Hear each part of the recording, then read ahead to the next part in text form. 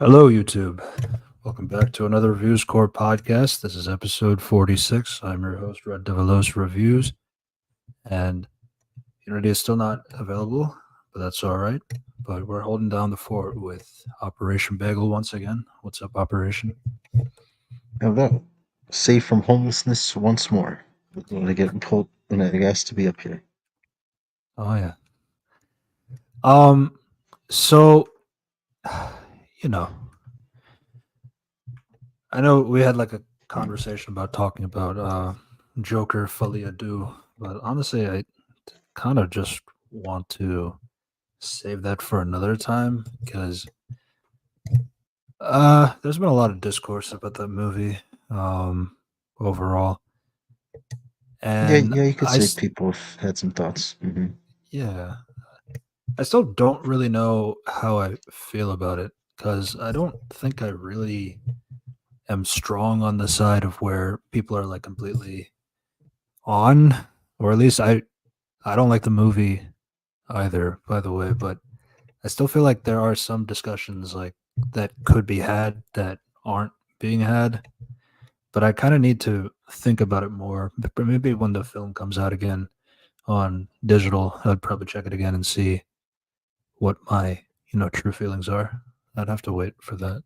I did only watch it once, to be fair.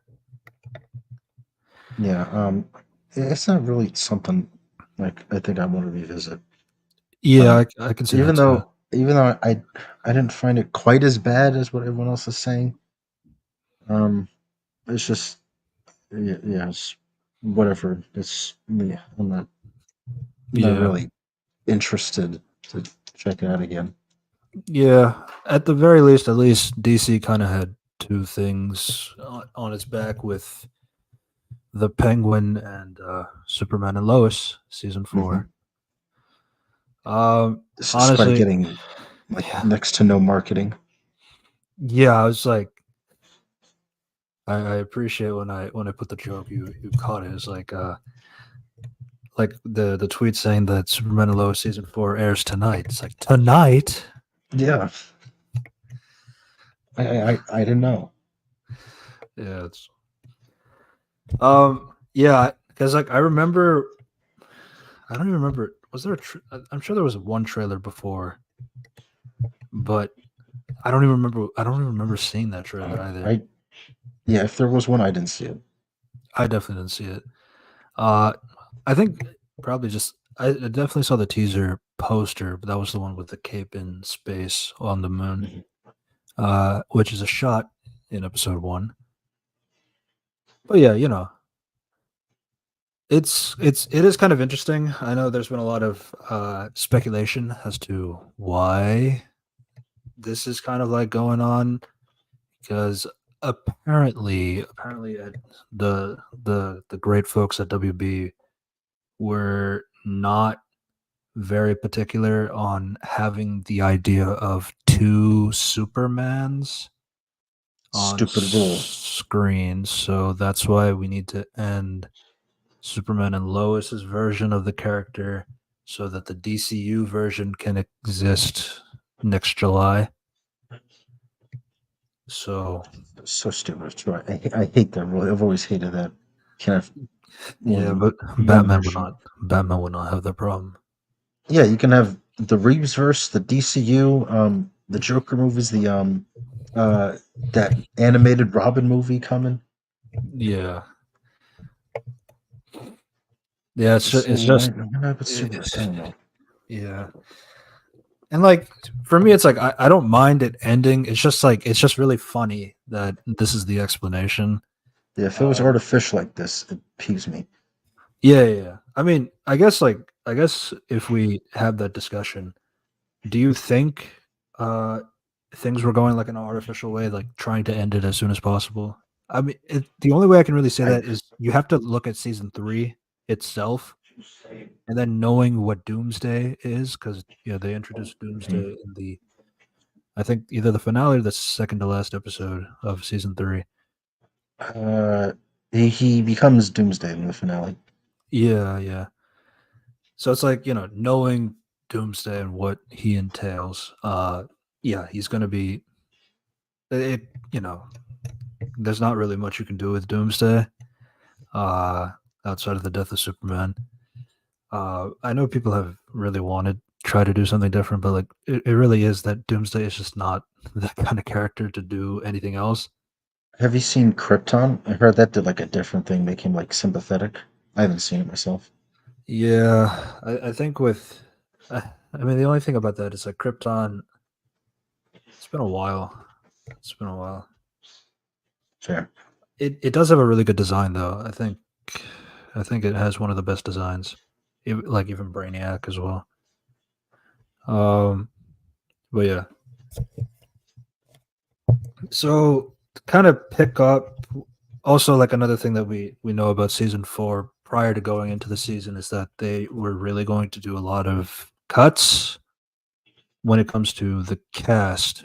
So in particular, a lot of your Smallville citizens, like the Cushings family, uh, the Irons family, uh, even General Sam Lane and Chrissy and all those, you know, they were going to get cut out, mostly focused more on Superman and his family and Lex Luthor in particular, which, a lot of people have mixed feelings on with that. Like a lot of people were pretty happy, no more Cushings. And I'm not going to Come on, say that. who doesn't want to see more Lana?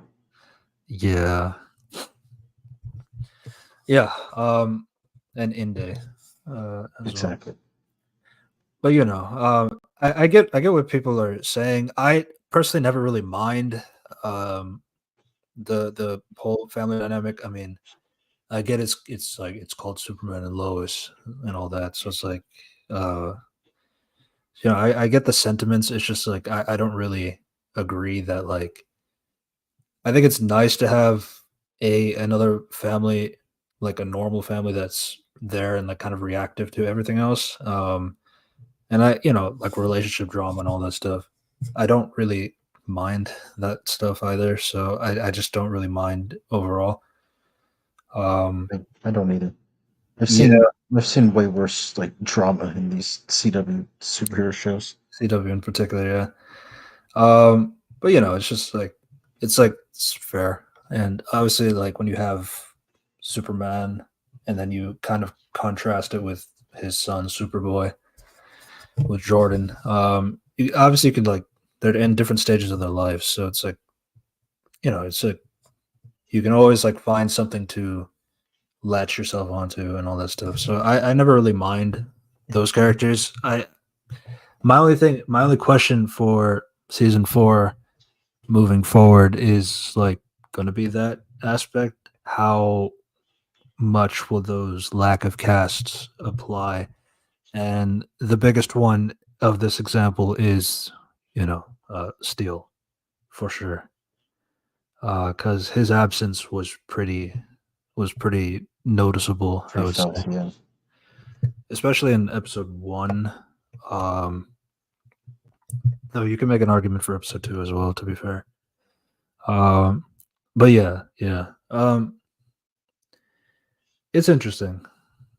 Uh, that's like the only thing, and that's kind of the annoying thing too. Is like about season four is like knowing that there is going to be like a budget cut for this season, so you kind of have to expect some characters to not show up, or will show up like randomly because of cameo sort of things. So yeah, it's kind of tough to say as of right now. I would say that like non spoiler wise, before we get into the plot, yeah, you do kind of feel it, especially because of the lack of steel. That's my only comment with that. Yeah, I agree. Uh, yeah. So as we talked about, the season ended with the fight of Superman versus Doomsday on the moon. It does the classic about to do a punch and then it cuts to black, setting up the next season. But at least this time, and not like you know, Amazing Spider-Man 2, we actually get to see Yeah, we get to see what happens next. we get to see what happens next. Um, now, they don't really focus on. So okay, just to be clear, this is spoilers here on out. Um, yeah, so they don't show that much of Superman versus Doomsday because ultimately there's not really much visual interest into what you can do. I mean, it's just two super beings punching and fighting each other up in space. There's only so much you could do with it in terms of creativity wise, which is kind of why a lot of people don't like having Doomsday around because it's just waiting for the death of Superman to happen. Uh, at least like if you compare it to like Parasite, you kind of have to have Superman react differently because he can't touch Parasite, or Brainiac goes more in the cerebral aspect. Um, plenty of these other villains like Livewire, um, they you can at least have some visual interest of the villains like doing something else, but like Doomsday is just like big, strong, punchy, spiky guy. So yeah, it's just not really much there. Well, Um, when it does cut to him, you can see that but yeah, one's clearly losing, and it's not Doomsday. yes, yes, and then you can also see like his cape is getting shredded to the point Mhm. where it's not even there anymore. By the time we're cut back, it looks like they've been fighting for days. Oh At the yeah, at the because very yeah, a least, few days passed throughout the episode. yeah. So meanwhile, down on Earth, um, they're kind of like they're kind of like piecing things together due to Lex Luthor coming back. He wants to stay in Smallville, especially to keep, essentially to terrorize Lois and her family Mhm. because he blames her for the false imprisonment of him for the last 17 years, and to the point where he has lost all connection to his daughter for a crime that he didn't commit. Uh, and then there was all this stuff like, there was evidence to suggest that Lex wasn't like involved with Bruno Mannheim and all that stuff, but ultimately it was via the onomatopoeia Yeah, voice mimicking his voice. synthesizer to make it sound like it was um, Lex that was speaking the crimes, the stuff like that. So yeah, that's kind of like there, and then obviously Lex is not going to take it. He's not going to accept an apology and all that. Um, so yeah, the whole Doomsday stuff, and then obviously like they're trying to figure out how is it that Doomsday came here. It turns out that Lex stole like Sam Lane's like EMP uh, that summoned Doomsday to come and fight Superman. Um, so I mean, so some things are going on here and there. I will say, like, obviously, with there not being any subplots, with especially like romance or anything like that, everything is more serious now because now the Superman is gone.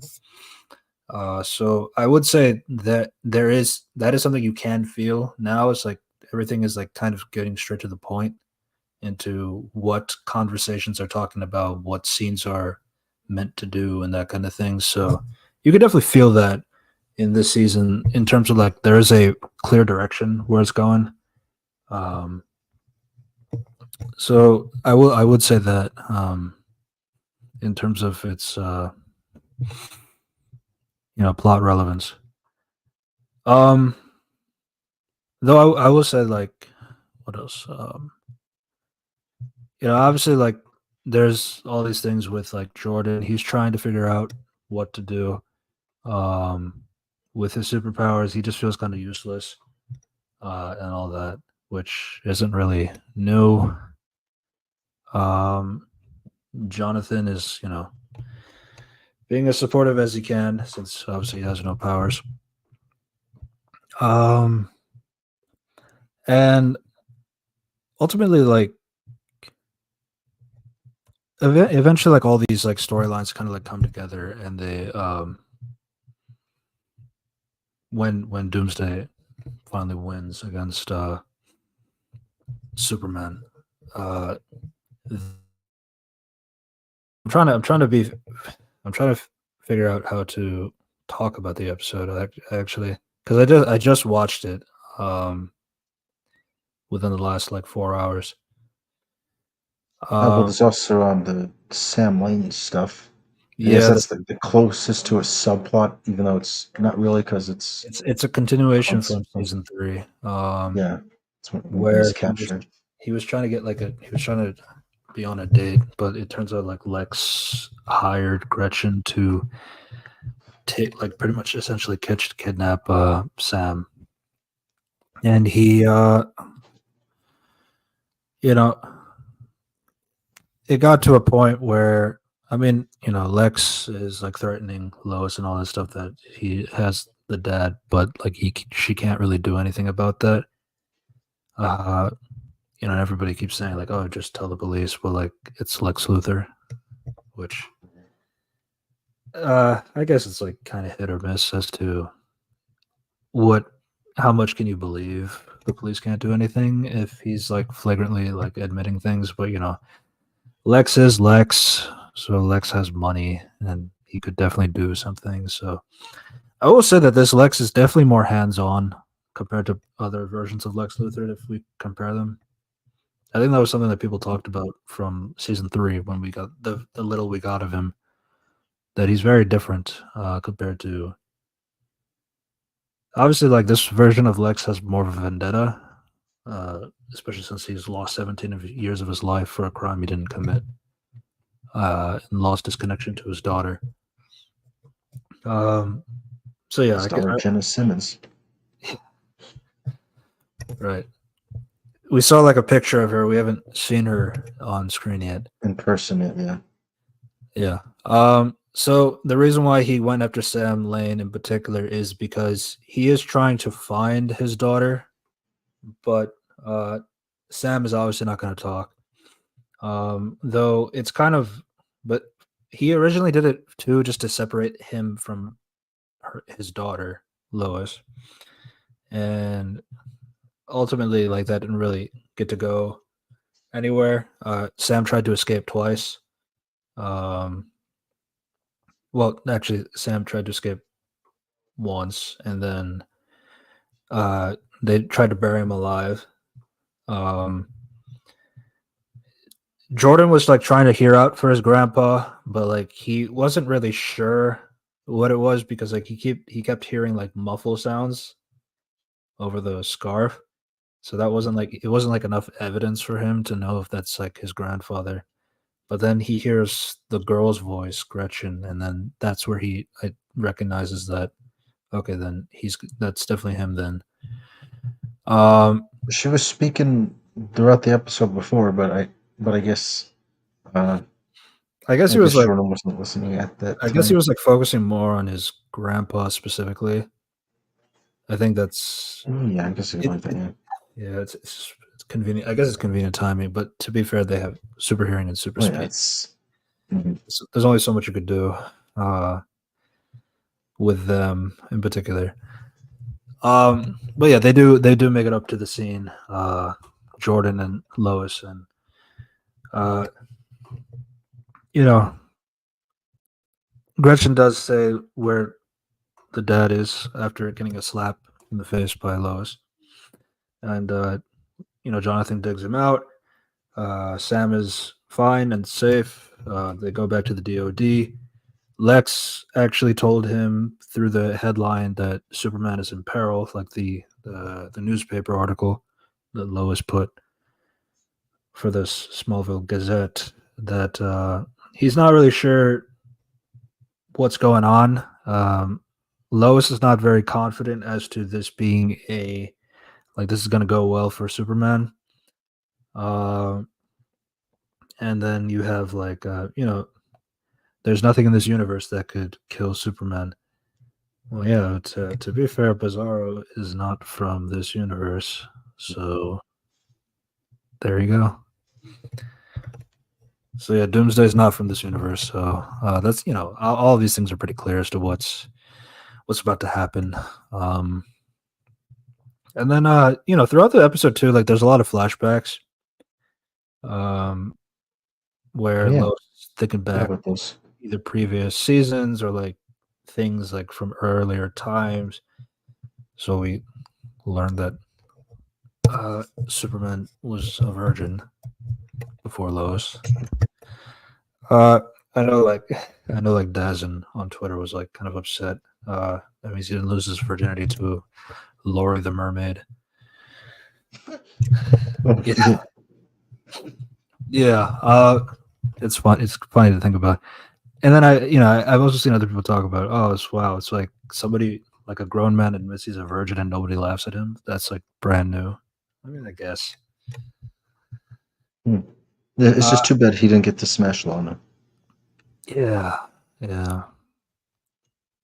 There was time. I'm sure there was time. Uh, but yeah. So that's obviously like painting more of their relationship, how pretty good they are together, and all that stuff. Bitsy and Tyler have great chemistry with each other. Um, So we see a few of these flashbacks. We also see the flashback of her giving birth to uh, Jordan and Jonathan, as well as like another flashback of uh, Superman getting a cut on his neck. Every like inner gang has like all this access to kryptonite, and the central theme for like all of these is like there's no need to worry and all this stuff. Like want to make sure that that's all right, Rangi. It's good to see you too. Yeah, thanks for stopping by. Yeah, yeah. The central theme of those flashbacks is kind of like Lois is kind of like worrying about, her humanity versus Superman's humanity, and there's like the whole thing is like she hopefully like she will never have to experience him gone before she does. She has to die, obviously. Um, So that's kind of like your central theme for these flashbacks, and then you get the big one, where after the death of Superman, where this is something that was said in the end of season 3 with regards to you need to like Lex tells Doomsday, when you kill him, give me his heart. Um, so yeah, then it cuts back to space, and the fight kind of continues. Clark is trying to put all of his energy into it. But Doomsday is just too much of a force, and eventually, uh, Doomsday rips out Superman's heart and takes the heart and Superman back to Smallville, where Lois is hanging out. And And only like 3 other people are in town. The budget cuts. yeah, yeah. I guess another scene that happened before too is like um, Lex like sits with the boys in the diner as well, and clearly like trying to intimidate them. And there's this one guy who tries to stand up for them, like, yeah, you boys okay? Um, but like it's just like kind of set up for something that happens in the next episode with that particular person. But yeah, so Doomsday comes back. He drops Superman to the ground. Then he flies off with the heart, and it takes a little while for everyone to register that Superman is dead. Uh, his heart is ripped out of the cavity, and people start, and that's kind of like how the episode ends after Mhm. after montages of Superman and Lois memories and stuff like that. Um, so yeah, everybody's grieving. Um, and that's kind of that's pretty much episode 1. So thoughts? Yeah, pretty straightforward. I liked it. It was a pretty, surprising way to start the season. Oh, the hero's dead. Here's his heartless corpse thrown out in front of the wife and kids. Yeah, yeah.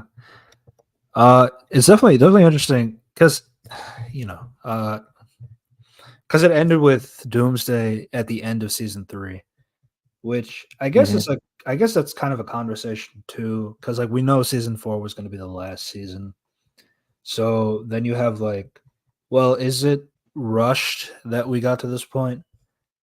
It's tough to say because like Yeah, they introduced Lex Luthor, and then Lex Luthor always has a vendetta against Superman. That's just kind of like known. right. So it's like, and then I guess it's like I guess the rush part could just be argued like because they combined Doomsday with Bizarro, Superman's who a character we've seen in season two, since season two. Um, so I guess it's like okay, so we made Bizarro into Doomsday. Basically, the idea is that Lex is like able to make it so that Doomsday can never die because that was like Bizarro's like thing. Like he always like always get killed but brought back, do something like to the point where Yeah, it's like because break the soul in like season three when the Bruno he got experimented on by Bruno Mannheim, and then yeah, he tortured had and all that. and Lex then says if man can't kill God, the devil will do it. Right. Yeah, yeah. Yeah. Honestly, like when you go from season one up until now, it's like I really do feel like there is like some level of progression. Like it just seems kind of rushed. Maybe if you just watched it seasons like isolated and you just probably don't remember. But I feel like when you go from season three and then go into season four, I never really thought it was rushed in that aspect. But it's tough to say. I'd probably have to see like the entire show once the show is over. I would probably rewatch it again just to see that. Plus, I mean, the show is very enjoyable overall, so I wouldn't mind rewatching season one. Definitely the best CW superhero show, I would Yeah, say. by a mile. Hmm. Yeah. But yeah, that's how episode one ends. Episode two kind of picks up right where it left off. People are watching the Kents grieve over the death of Superman. Some of the people aren't like they're trying to register as to what happened because like they don't really understand what's going on. So some of them are trying to go over. Lana Lang comes in, but she tries to stop everybody from going. It's like that's like Superman was Lois's best friend. Just let them grieve. Uh, and then she tries to get everybody away. Uh, Which works. The show it was like, works. I don't know. I don't Yeah, know if people see Superman dead, I don't think they're gonna just walk away. I don't know. yeah. Uh, I guess like the only thing I could say like the to be fair part is like they can't see his chest cavity is like caved in, so it's like he could just be like Right? Yeah, it doesn't. slouched over. Yeah, it was at night. Yeah, depending how far you were, you wouldn't be able to see closely. Yeah, and Smallville's like small enough, like where I mean, like all the extras can like be seen in the one set. So I guess it's like I guess it's a level of like how small is Smallville, that kind of discussion. But and then the whole Smallville keeps the secret of Superman with them. It's yeah, but it is a little bit like it's interesting how that worked out pretty well. So Lois tells Jordan to take Superman's body back to the fortress, and he tells Lara, his Kryptonian grandmother AI, to do anything to save him. She can't really do anything, but what she suggests is like putting his body in like animation, suspended animation, like similar to how Kryptonians, when they go send prisoners out into the Phantom Zone, they would store them in these cryogenic chambers in stasis, essentially. Um, she's saying she'll try whatever she can, but like he has no heart, so that's kind of difficult to do anything. He can't regenerate in that level of with organs and all that stuff. So it's not it's just a try what you can, but like it's It's not looking good. Yeah. not looking good. Um, so in this episode, it's kind of like trying to process the death of Superman. Um, obviously, like I mean, some of them do feel like there is maybe hope, like if they could find Superman's heart, maybe they could use it to help bring him back. Um, Speaking of the heart, Doomsday does go back to Lex Luthor and gives the heart to him. And it's a moment of celebration for Lex. And so there's different levels of like processing of like what has happened with Superman, because like there is like some of the characters who have hope that like, oh, if we just find the heart we could maybe bring Superman back to life. And then some of them, and then Lois is kind of like, while she wants to have the optimism and the hope like Superman would want, she has to like she still feels like it's her obligation as a journalist to let the public know that Superman is dead. You see the death of Superman as the headline, but she wasn't able to hit send on that. Jordan for sure is like really trying to do what he can to get the heart back.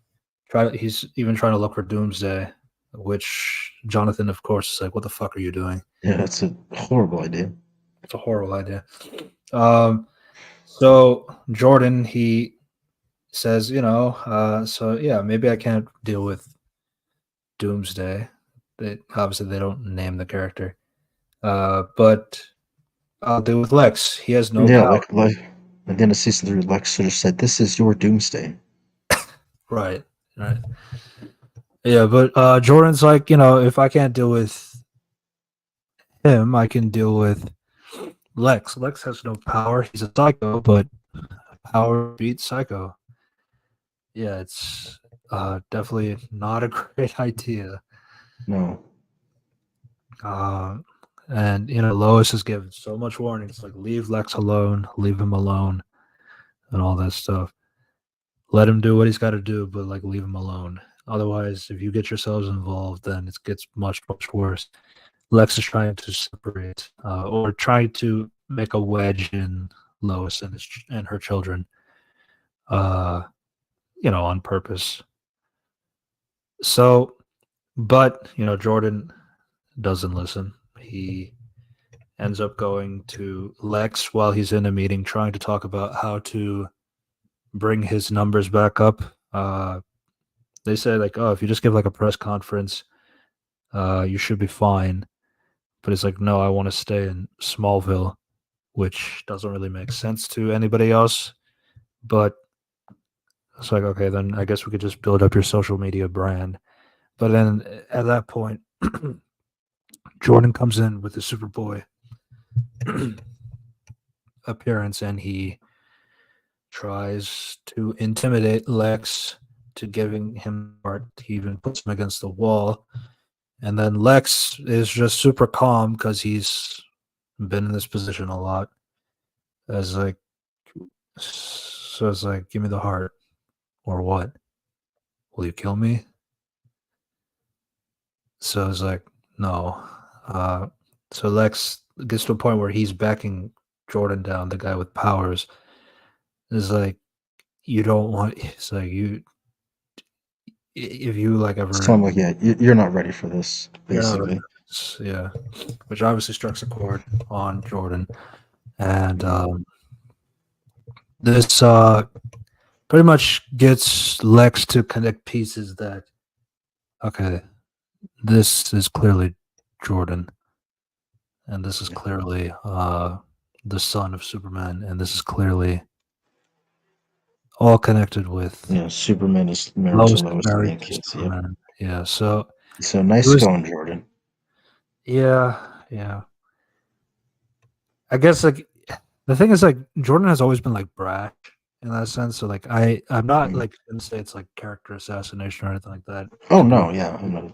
do something this stupid. I mean they acknowledge it Mhm. and all this stuff, but it is like something you think about. Yeah. It fits for him. It was just it's a huge mistake that he did. Yeah, yeah, absolutely. And it's like, and Lois is like Lois like when she learns the truth about this is like very pissed and rightfully Oh yeah. so. Rightfully so. Um, Lex knows the so actually the first thing that happened is Jonathan was going to tell Lois that Jordan went to look for Lex, but Lois saw that that Lex is going back to his hotel, which once again the hotel he purchases sitting right in front of the Smallville Gazette, so he's clearly just stalking So always watching. Lois. Creepy. Um, yeah, and she goes up there and with Jonathan, and then he pretty much flat out says like, "That's the second time your family has threatened me out of nowhere." It's like second time. It's like your son came to look for me, and then Jonathan was, yeah, that's what I wanted to talk to you about, Jordan. And yeah, and she's trying to deny, but it's like it's too late. He already knows everything. Then he even goes to ask like, does Jonathan have powers too? Guess not. Guess it's for the best. Yeah. So Lex kind of has all this knowledge now. It explains everything. Like, oh, you put me away because you were afraid of me, like hurting your husband, and all this stuff. So yeah. So these are the things that are making sense to him now. Even though Lois is obviously kind of continuing to not deny. But yeah, there's nothing really she could do at this point. Um, and then they go back home. Um, Lois is really mad at Jordan. Um, he's obviously trying to justify, like, it doesn't like who cares about secret identities and all that stuff. Um, Yeah, he's like it mattered more that they get his dad's heart. yeah, it's like there's not really so around this time is like when Lois is told by because like the subplot going on is that Lois and Lana they do talk about it um about the possible departure of Superman and all that. And she also explains that like Lex is like bought the hotel that essentially is like keeping an eye over the Gazette and all that stuff. Lana approved that thing, but like she didn't know it was like Luther. Like it was like a shell company essentially under some other name. Uh, but yeah, so she was looking into that, trying to see if they can try to figure out how to stop Luther without doing anything. Lois is saying just leave it completely alone because if you do something, he'll go after your entire family and all that stuff. Which, by the way, Kyle has not shown up as well. No. Yeah. Um, so yeah, there's that Budget hits. budget. Um, but yeah. So that's kind of the subplot, I'd say. She's trying to figure out how to stop Luther, at least get him out of that hotel without indicating that was her. Uh, but then like the one guy who stood up for the twins to Luther, he goes to their office and he pretty much says that he figured out that Clark Kent is Superman because of how the family was like grieving over the body. He could kind of connect the two dots. But Yeah. The guy, I You, guess, is kind of like you a said it was parallel. similar to when he lost his wife, right? Yeah, but he also said like, because Superman has saved us like a billion times. Like, I could keep a secret. Like, I've earned that. Yeah, he's a good guy. He's earned my trust in order to keep it. It was like Lois is like that doesn't really matter at this point because Luther knows, and who knows Mm. what he'll do with that information, which is something that's up in the air as of right now. Um, but yeah, the kids themselves, Sarah and Jonathan do kind of talk about it. Like Jonathan is like he's kept it internalized for a while that like yeah, you're not your dad. Nobody, but then it's like but nobody is your dad, so it's like it's not just because of you to Jordan. Um though he's definitely not helping in what he's doing. But eventually there's this point where Jordan is listening out and he could hear Superman's heartbeat all of a sudden. Which Jonathan is like, dude, you just tried to threaten Lex Luthor and now you hear his heart. It's obviously a trap, but he doesn't care. Now, if you So know, then it's a face-off. yeah. So he goes out and tries to see what that is going on. And then Sarah calls Jonathan because Lex is actually at the diner where she works, and she's saying that maybe you can go to his hotel and see if you can find the heart in there. Which is kind of like I don't know why you would think that it would be in Yeah, there. Like yeah. Jordan went to where the heart was, so I don't know why he would. Yeah, that was a bit weird. yeah, because like I think it would make sense if Jonathan was there first. Like if Jonathan went to the hotel first because of Sarah was like calling. But the thing is like Jonathan just had a conversation with Jordan that like I can hear the heart from here Hmm. basically. So he's clearly going in a direction where the heart is. So I'm not really sure why Sarah would go to call Jonathan to look for the heart in the hotel if you know that Jordan is going out Well, to I find. get why. Well, Sarah didn't know that, so I get why she would I know why tell Sarah him. does. It's more on Jonathan. I would It's like, say. yeah, I don't know why Jonathan would be. Yeah, I think the only way to really fix that is like have Sarah call Jonathan first and do that first, and then have yeah, Jordan like to hear the heart split them and up so that somewhere else. he wouldn't know. Hmm. Yeah, that's the only way I could really see that. But like in the sequence of events of how the episode was going, yeah, Jordan went out first, and then Jonathan went after, which won't make sense. That's my only thing with this episode. Um, so yeah, Jordan does go to the hotel and he's looking around. He does it not Jordan, Jonathan. Jonathan is going around the hotel while Sarah is trying to be as nice as she can so that he can Lex will stay. Eventually Lana comes back in the diner. Uh, Lex is being creepy, but in a calculated way, obviously. Uh, so Lana and Sarah talk about why are you trying to be nice to Lex Luthor, and then she eventually reveals that because like she knows that she's lying. Then she reveals that Jonathan is going to his hotel to find the heart, and then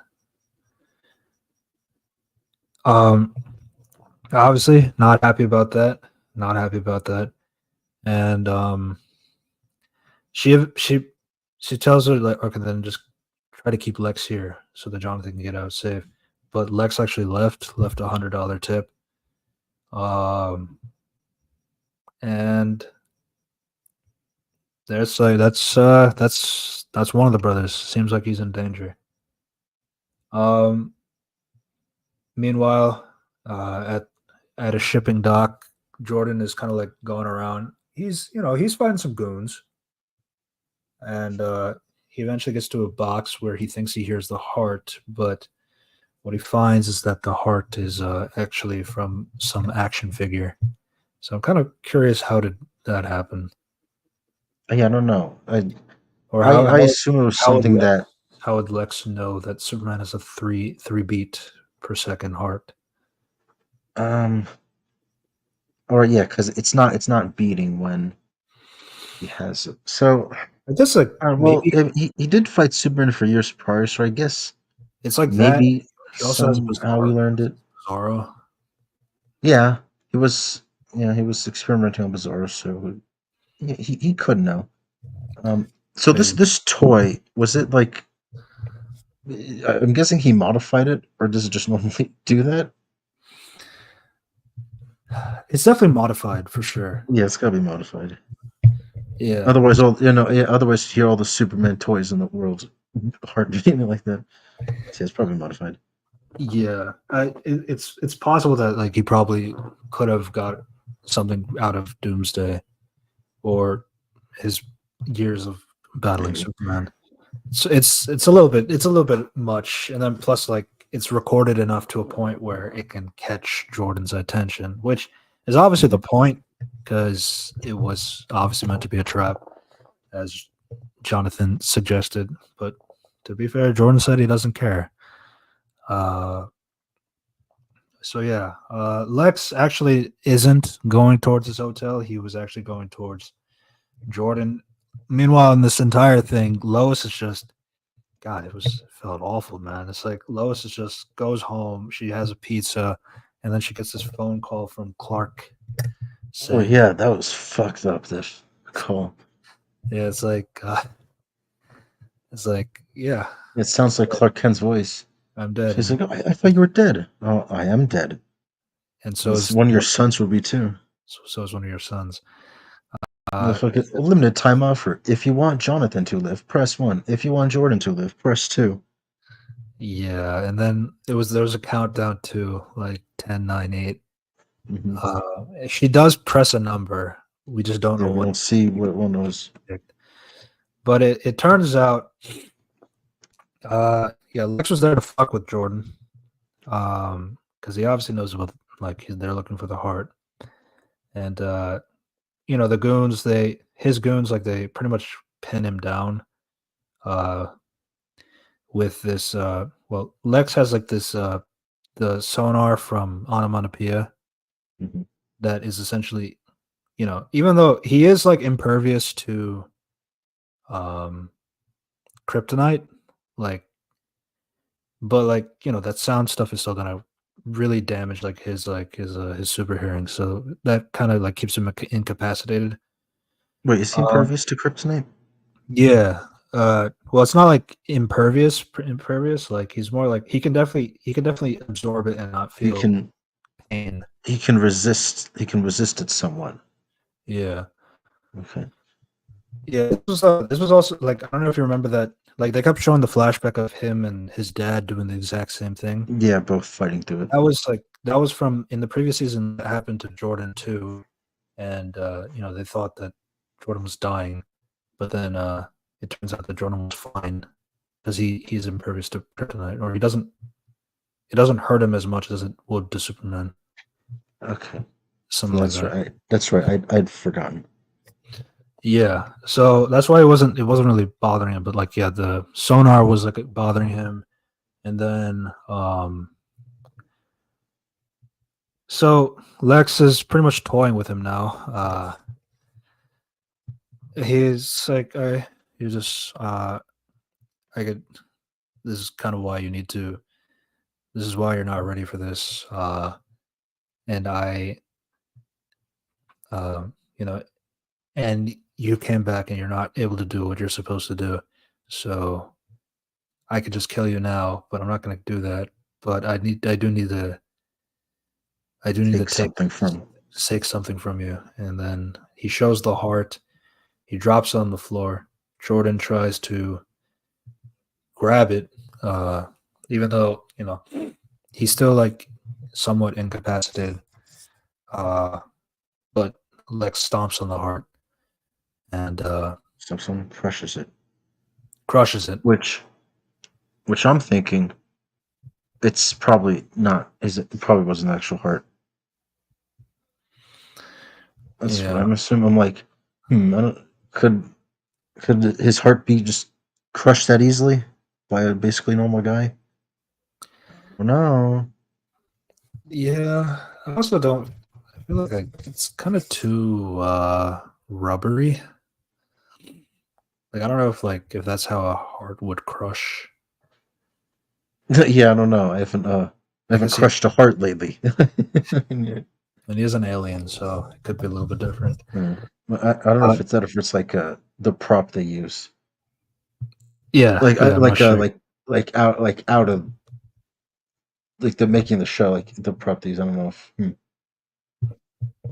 Yeah. Let me go crush a human heart, see what it will look like. Yeah. So Jonathan does go home. Lois is happy to see him, but like completely worried about Jordan. What's going on? She does get a call from Jordan at the Gazette. Jordan is heartbroken. Ah, see what you did there. Yeah. Yeah. And he said that Lex destroyed the heart. So that means Superman is truly gone. And everybody is very sad about this. And then then Lois calls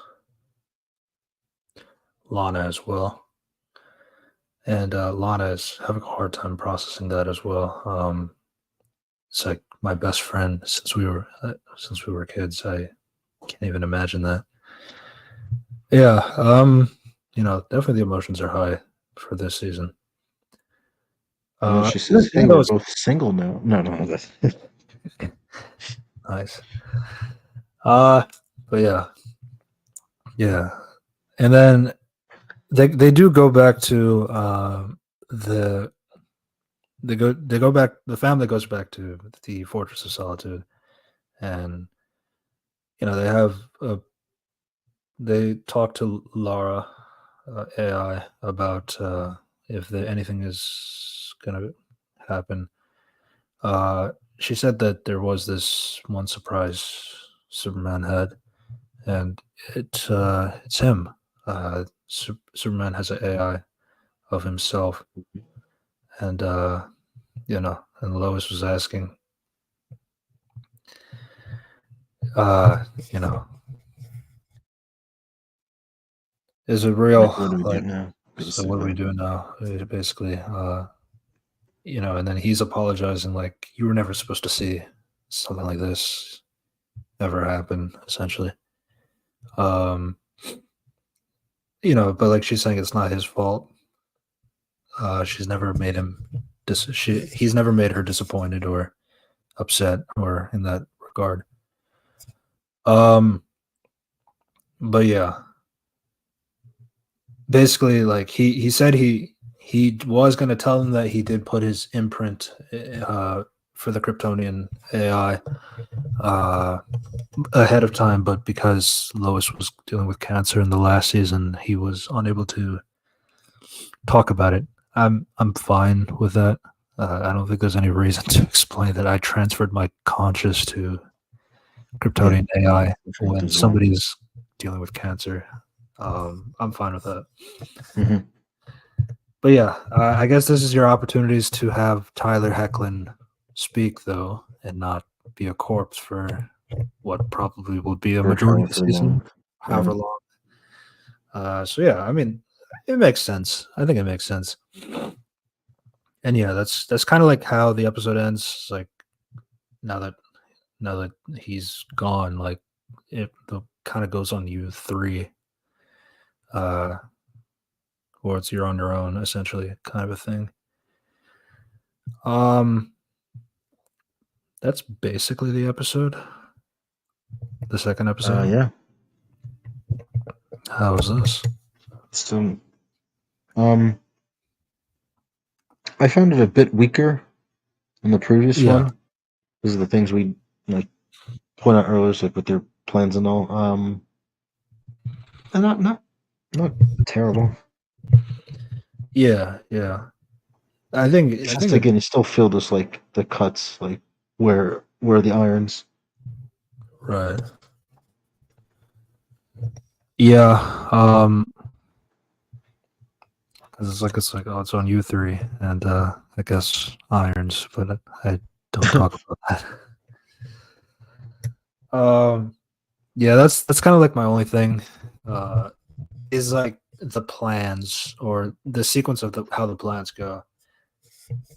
I can't really say anything because Jordan has always been like a hothead, and he's always Mhm.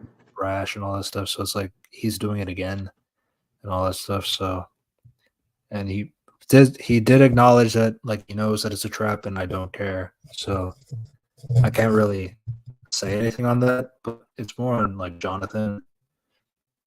But to be fair, Jonathan is just lucky that Lex decided not to go back to his hotel after the diner, and he went straight to Jordan.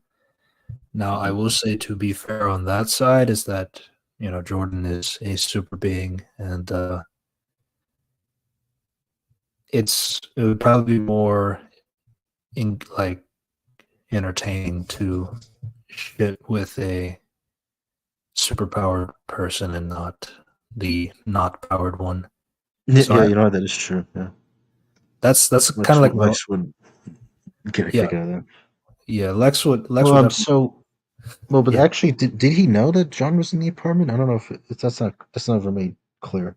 That's never said because like when we see the footprints, like it's Lana who went to get him. Hmm. Obviously, that was meant to be a twist, but Yeah. it's more like so. The thing is, like Jonathan was never in danger because Lex was never going to his apartment, so that's just lucky, I would say. Uh, and it's like the luck is like fair because yes, he would definitely choose Jordan over Jonathan, like because Jordan is the superpowered being, and it's way more fun to mess with that guy than Jonathan. And it's like, it's a matter of and they were both executing their plans at the same time. So it's like you're gonna have to pick one. He's one person. And yeah, Jordan is just it makes more sense for Lex to go for Jordan. It's just more like Hmm. Jonathan would not be in danger if but that also kind of goes back to the onomatopoeia phone call, is that he says that, like they said that both of your sons are in danger. Like one of them is gonna die. So obviously it's to fuck with Lois too. But like at Hmm. that point, it's like you kind of had to know that Jonathan is not home and Jonathan is somewhere that he shouldn't be, kind of a thing. So I Hmm. guess I guess it's Yeah, more on that kind of stuff. that Like is I don't true. know. That's the stuff that doesn't make sense. Like I do get like Lex like picking Jordan over Jonathan, in that sense. I still don't think why would Jonathan go out for this type of plan, like from Sarah suggesting, Yeah, because that was my main thing. Yeah. where Jordan is going. So it's like there's no real reason to go to his apartment. The only information that he gets is like, he has a daughter. Lex has a daughter, which is something Hmm. that Lois knows. But I guess it's to a detail, like level of detail that she wouldn't know, is like he has been like Lex has like a bunch of like newspapers of his daughter, like whatever she's been doing from college onward. So I guess it's like the level of attention to detail of how much like Lex is trying to get into it is something that hit or miss as to like what of value did Jonathan get from the apartment hotel thing. So I don't know. I'm kind of spitballing. And we'll see. We'll see how it plays like later in the season. Yeah, yeah. I don't think anything is like damaging or anything. No. Yeah. Um. So that was Superman Lois season 4. Um. Took us an hour. Yeah.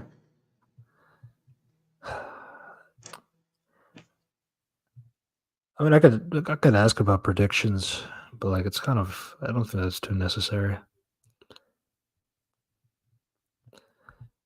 You think My Superman will come back to life?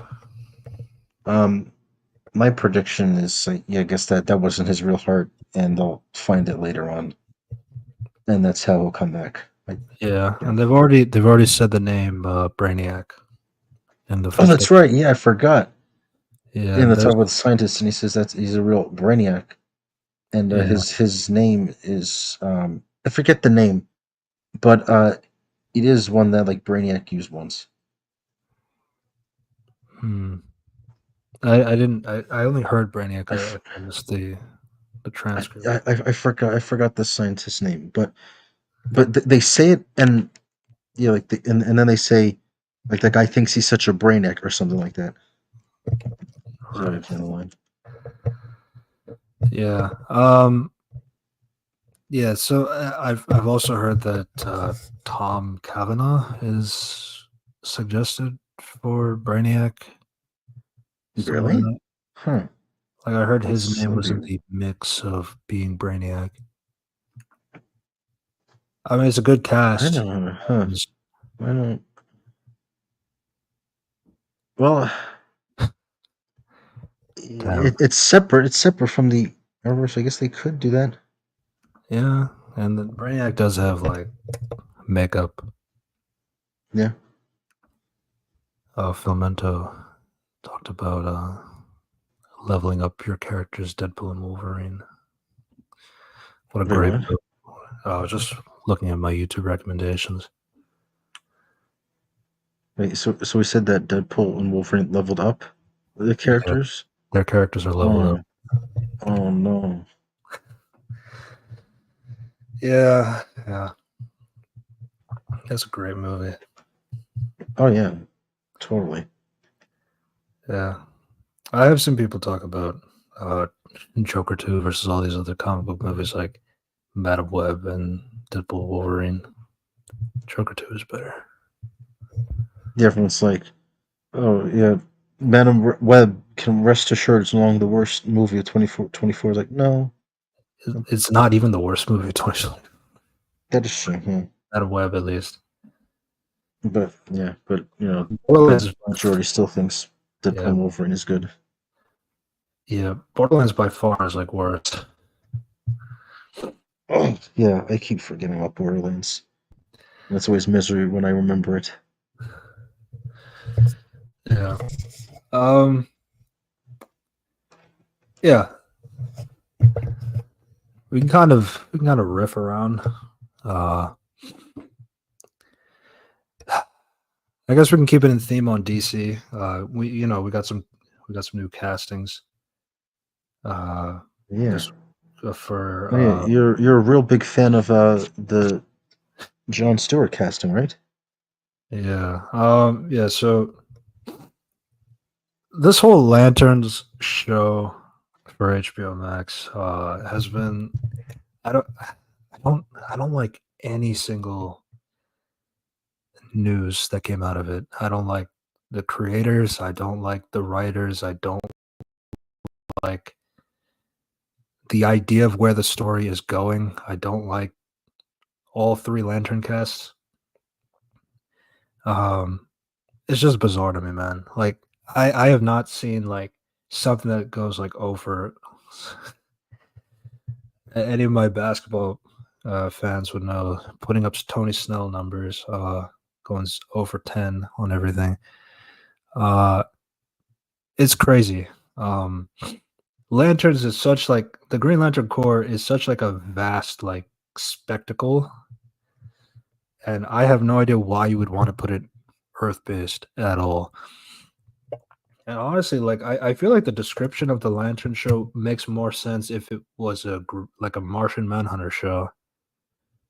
Because like with Martian Manhunter, he is more like detective based and like being the last Martian and all that. That's debatable nowadays. But he does spend a lot of time on Earth, and you can obviously you can do a lot of things with him. In that sense, and honestly, like I feel like Aaron Pierre was like a better casting choice for Martian Manhunter if they wanted to pick a hero. Uh, but obviously they went with Jon Stewart because you know, I mean, so there's like a mix of a few things of what my issues are. I don't like Hal Jordan being 60. I really like Kyle Chandler though. Like, so don't make that mistake. It's just I get what they're going for, but like I don't know if you remember Beware My Power. Yeah, unfortunately.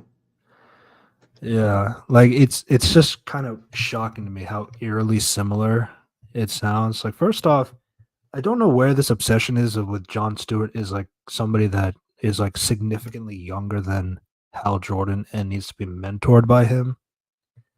Like I don't know, it's like it feels like it honestly feels like we're talking about like Spider-Man and Miles Morales. Oh shit. I put that on camera. Damn it. Spider-Man is not Spider-Man. Miles Morales is not Miles Morales. Fuck. Yeah. That's gonna get clipped out of context. Um, with Right. Peter Parker and Miles Morales, Mhm. that dynamic of those two, one is significantly older, one is younger, but like there's clearly like a mentor mentee relationship between the two. I don't know, like lanterns are just not that kind of organization where that is a thing because the lanterns just get lanterns. If anybody gets mentored, it's usually through Kilowog. Hal is just not a great teacher usually. And if he teaches anybody, it's usually Kyle Rayner. And even then, Kyle Rayner, like he's already gotten most of the basics down already. Uh, not to mention, like Kyle Rayner is just essentially meant to be that.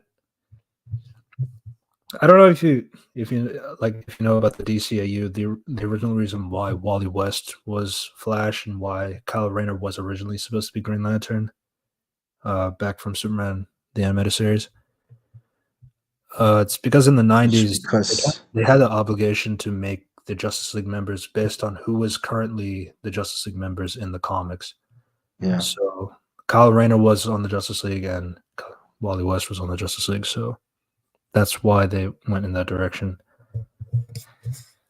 I will say though, I just find it interesting, like with this whole DCAU, there's definitely some clear inspirations going on from that, and it's kind of unfortunate because like a lot of people love Jon Stewart in that show, and I get why, but like he's not very accurate to Jon Stewart in terms of like personality or in terms of like his career and like how he goes as a character. But it's hard to like really talk about that because like he is a very popular version of the character.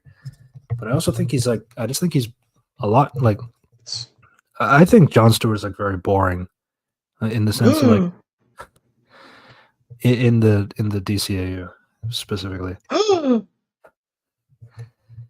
Yeah, I don't know. It's like I just feel like he's like I think a lot of people connected with the stoicism, no nonsense kind of character, and that's fine. I get it, but like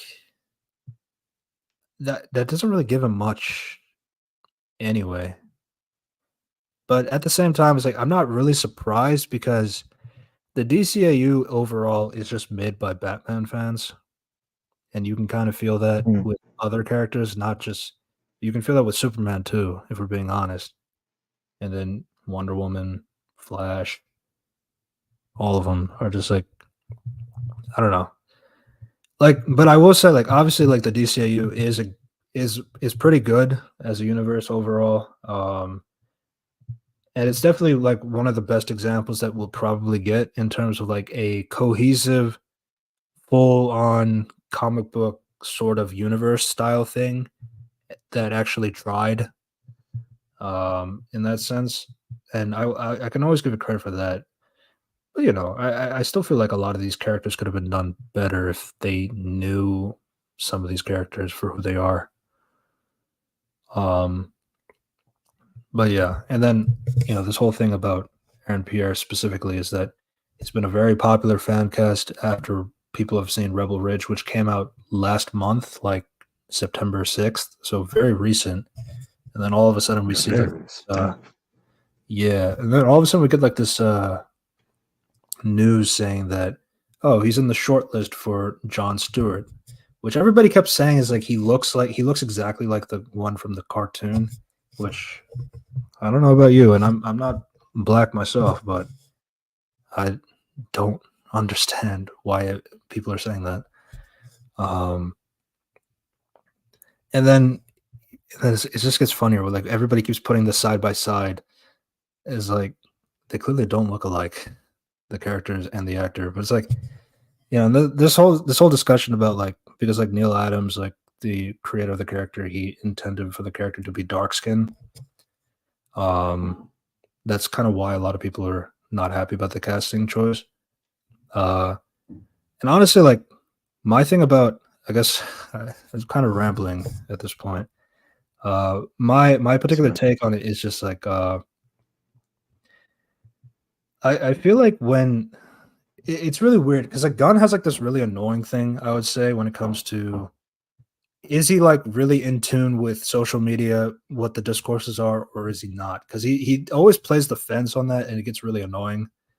Um, so like he's saying that he didn't watch the movie. He just like had him on the list, and he thought he was like the best actor in the position of there. So it's like he's not influenced by social media. But like I will say though, think I don't think he should have been in the casting call in the first place for John Stewart. I don't know. It's like You have to have known him for something if he got in the casting call.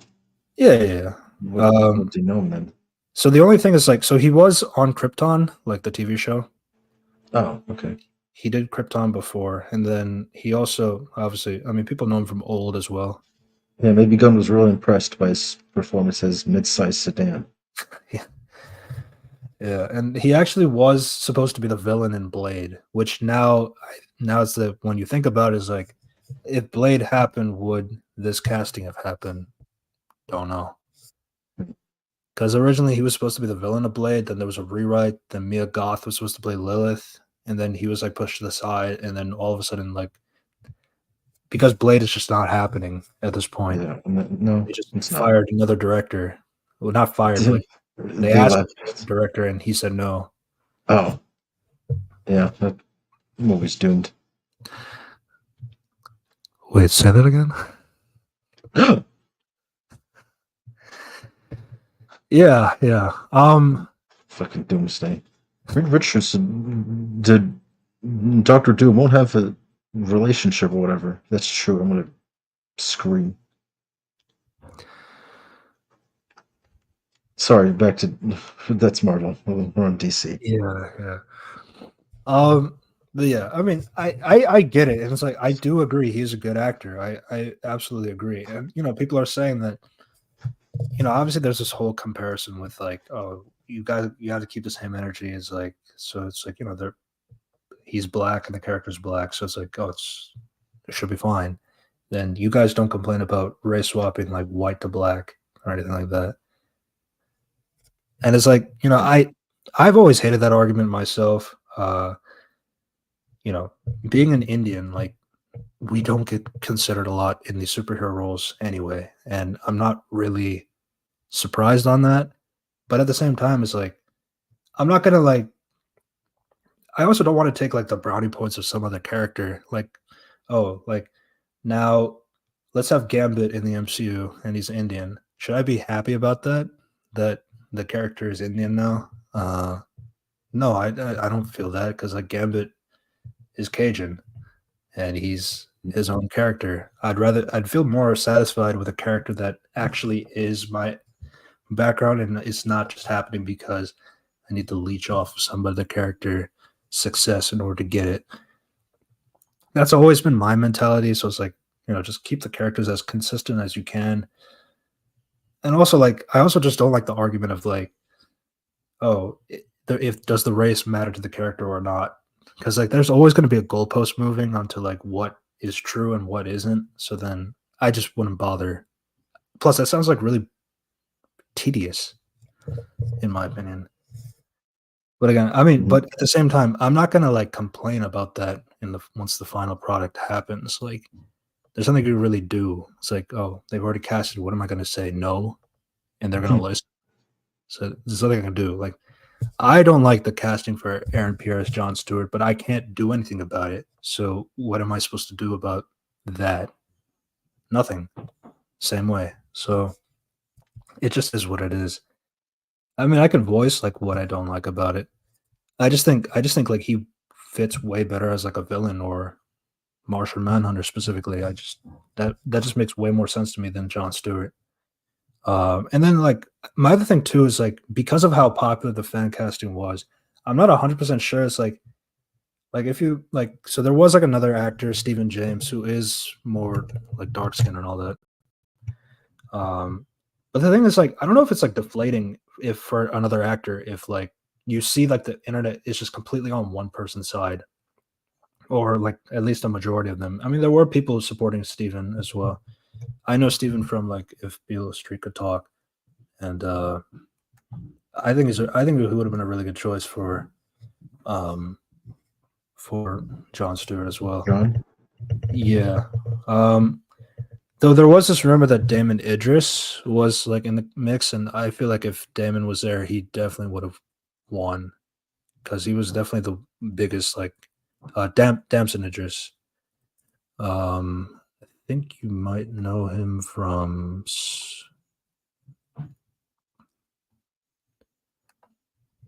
I'll have to look up the name. What was it? Damson Idris.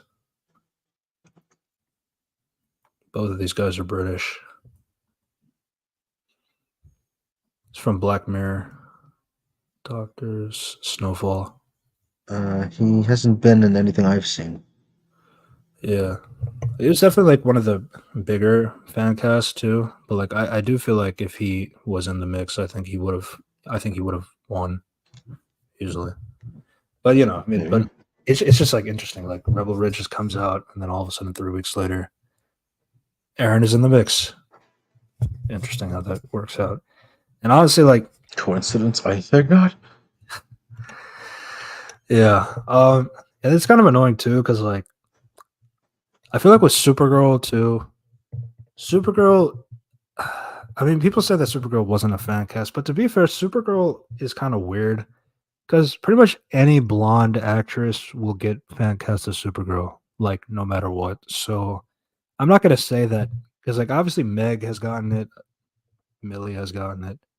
So you know, it just like, but it is kind of interesting to me. Like, so many people, like, once they say who's the final two, more of them are gonna say Millie Alcock because of House of the Dragon. Though obviously Meg had some supporters as well. I personally wanted Meg as well. Uh, though I'm not again like I'm not like upset that Millie Alcock got the role. She's really good and she'll definitely do well. I just feel like I think my whole thing with the DCU in general is like I feel like there's so much emphasis on like trying to show that this is an established universe and like already doing all these castings and getting them all like ready to go. But at the same time, it's like we're still waiting for the universe to start. And I don't know, it's like I don't find this particularly healthy or great in terms of like starting this new DCU.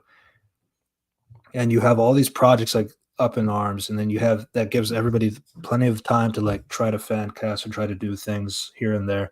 And then obviously James like going in and out on like does he want to reply or does he not want to reply?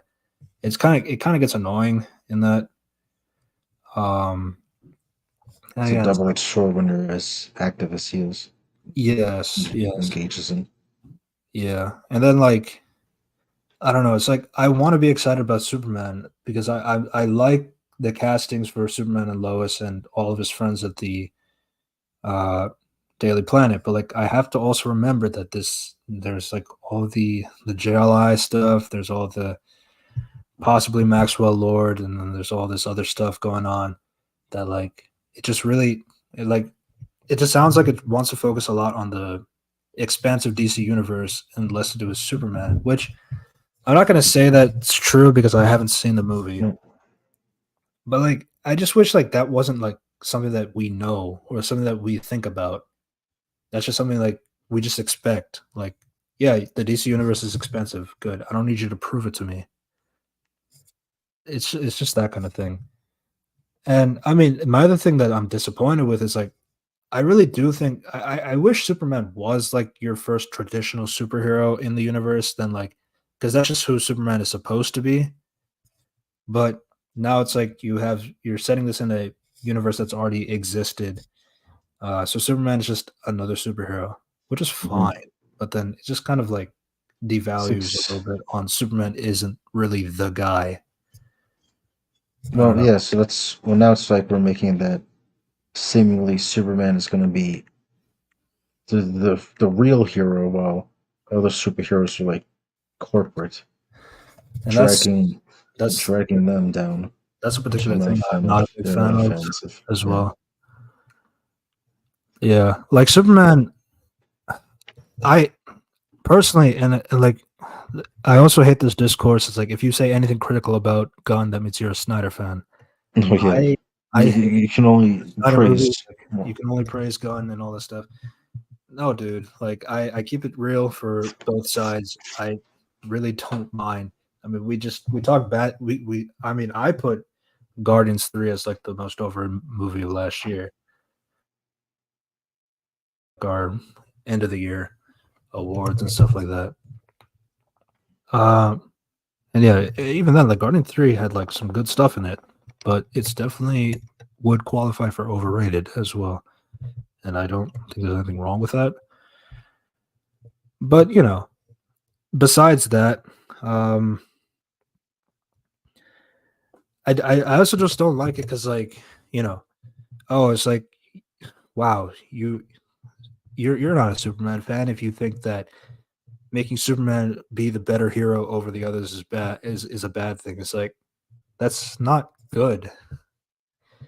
Like I'm sorry, like Hawkgirl, Green Lantern, Mr. Terrific, and Metamorpho are superheroes too. I don't understand why it you feel like it's like, oh, we put those heroes down so we can prop Superman up. It's not cringe to me. well, you Um see, there's only like five Metamorpho fans, so who cares? man, I know that's your favorite argument. yeah. It's just oh my god. It boils my brain. And it's and then even then it's like even the little things are kind of bothering me at this point. Like Creature Commandos is coming out in December I mean, and Suicide Squad 3. Suicide Squad 3, the third attempt with new characters all owned by Amanda Waller. Amanda Waller again. And then it's like the Creature Commandos were just like a team of monsters who wants to help humans even though they're monsters. That's it. There's no corporation, there's no business, there's no motivation from government or Amanda Waller. They just are monsters who want to help even though people don't like them because they're monsters. I don't That's already interesting enough for me to make them unique and stand out, but making them a Suicide Squad clone sucks. But obviously I'm gonna watch it. I'm gonna go into it and I'm gonna be objective about it as in general. But I just don't know why would you try to like. And Gunn said like this was originally a DCEU idea that eventually had to like come off and like become a part of the DCU. So it's kind of like semi related but semi not. Uh and obviously Peacemaker A 2 Peacemaker, yeah. is going to be a little bit annoying on that front. I'm sure I that mean, he won't be good says that Peacemaker. it's completely a reboot. It's just going to be treated like season 2. Which doesn't follow. Yeah, I'll have It to see can how be a that. reboot, but then follow something not in the same continuity. It don't Yeah. make no sense. Yeah, and honestly, like the other thing too is like Waller is not Nick Fury. Like I No, will say, no. Viola Davis is like a fantastic cast for Waller. Uh, but yeah, and I do agree. Like if you wanted to pick one person from the DCEU that you want to keep, it was definitely going to be Waller. I do agree with that. But I don't know. She's not Fury. Like Yeah. she's at best Another she's thing, gray. But that's another thing with Black Adam, how they made her in charge of the JSA. oh my god, that Why? and then honestly, like, and sometimes Gunn's comments like are really obtuse to me. It's like, oh, Shazam 2, that wasn't canon to me because it puts Amelia Harcourt and Stephen Agree in that film, Economos in that film. Is like, why would they be in a Shazam movie? That doesn't make any sense. Why would they? But I was like, I don't know, dude. Why did Waller take care of the JSA? That wasn't weird to you? I guess not. I was like, bro, it's like if Waller has Doctor Manhattan, sorry, Doctor Fate in her payroll, you don't need anybody on the Suicide Squad. Like it's God. I don't know if that's the Rock's fault or something. I don't know. But yeah, like if you give Waller like access to Doctor Fate, then really like there is no need for anybody else. I don't know why you would do this. Which is funny because like Doctor Fate kind of sucks in like a lot of cartoons. Uh, I It think hasn't had the best treatment. Yeah. he hasn't had the best treatment, I'd say. Um, but yeah, you know, you got James Bond as Doctor Fate. No, that's better. It's better Well, until he died. until he died. But yeah, but yeah, she also had access to a Thanagarian. You also had Adam Smasher. You also had Cyclone. You know, there's some pretty decent characters to have that doesn't need to be Suicide Squad.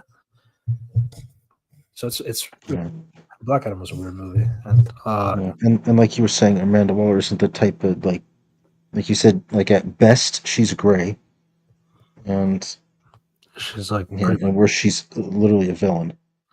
yes, Have you read Absolute Power? She's a villain.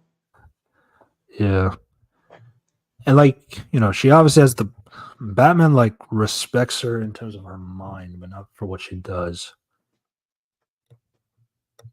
Right. Yeah, I mean, like yeah. I feel like people would get that from the Cadmus arc, but guess not. Um, but yeah, I mean, you know, there's a lot to say about DC overall.